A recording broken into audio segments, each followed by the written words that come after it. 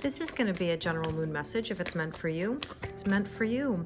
We're going to check out the energies for the upcoming full moon in Aquarius on Tuesday, August 1st. So let's dive right in and take a look at what is the center of this full moon. Okay. We have the end of a tough cycle approaches. Absolutely it is. Now, we just had a full moon in Capricorn before this full moon in Aquarius, and that was a super moon in itself. So we have another super moon happening on August 1st, and the full moon in Aquarius is going to be all about communication. I mean, that's what Aquarius is, right? It's swords in the tarot deck. So thoughts, communication. And I also think that a lot of things are going to come to light. It's going to help you move forward. It's going to help you figure out where you stand and in general where you belong. Now let's take a look at what else we can focus on here. A new romantic cycle begins. This would not surprise me, okay? Based on the astrology and of course Venus being in retrograde, you're going to notice that leading up to the full moon, there's going to be some, I don't know, some feelings brewing, some communication brewing, okay?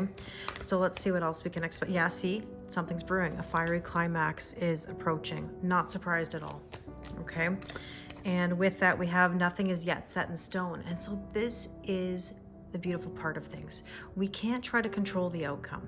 We know that we have a new cycle coming or a new level coming, but we just can't put our finger yet on what exactly that is. And that's okay. We don't always have to know. I feel like we're having to become very comfortable with the uncomfortable. And it's uncomfortable when you don't know which direction is which, right? So this is kind of forcing us to look at things differently than we have in the past. And with that, we have luck is on your side. Don't worry, everything is going to be okay. There's nothing to stress about. It's just a little discomfort, but it will be okay, right? Work through your fears. This is what it's all about. You know, we've got to face our fears, work through them, surpass them, because whatever was in the past, it's not working for us anymore. We can't keep doing that same old, same old. And with that, we have show the world the real you, and I can't make it up. There's the full moon in Aquarius card. We know that this is really important to us right now, is shifting our energy, living our authentic truth. And with that, we have your commitment is being tested. Oh, for sure. You're being majorly tested before the finish line here to see how serious you truly are. And bring love into the situation.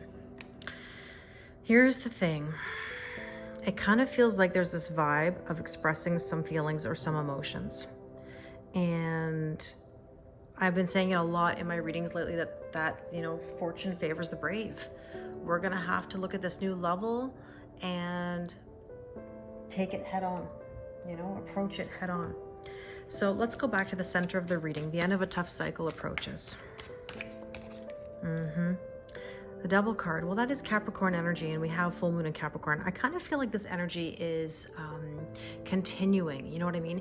Capricorn energy, or even the King of Earth on this card, indicates a long journey. Okay, slow and steady. It's not always easy. You're going to have moments of restrictions and tensions and tests, but really that's why we're working through all of this, so we can have more freedom. We can live our authentic truth.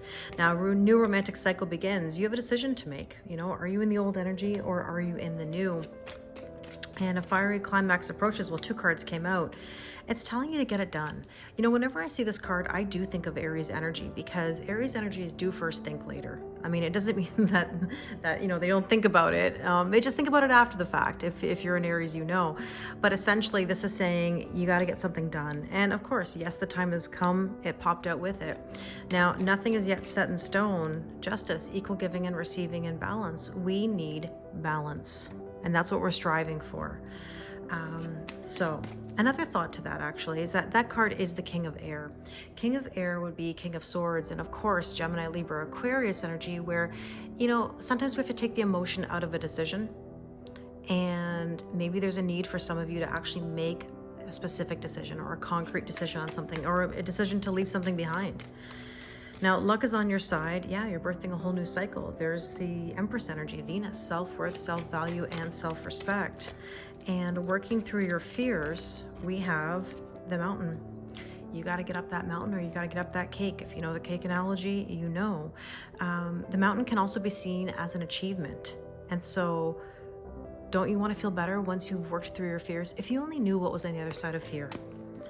So show the world the real you down here is the Tower. Well, you're going to have to dismantle what you know in order to have the new. Your new life is going to cost your old life. It's exhausting living behind a mask or not living your authentic truth.